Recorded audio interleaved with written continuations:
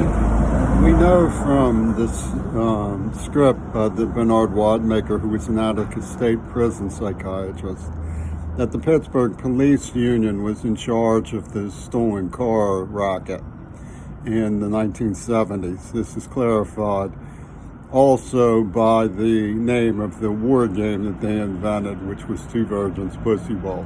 They were using stolen cars as a metaphor for human trafficking, which Bernard also had a controlling hand. So when we look at the situation with Mackenzie Shirilla, the implications are pretty obvious.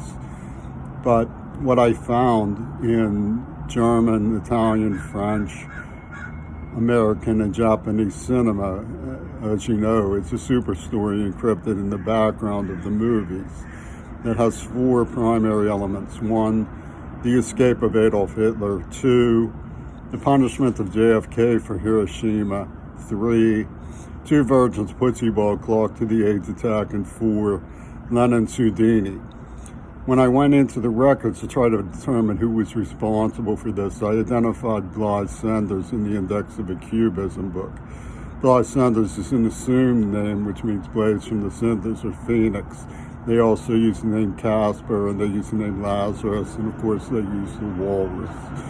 He was, at the time of the building of Grand Central Station, part of a social Grand Central Station run by Diaghilev.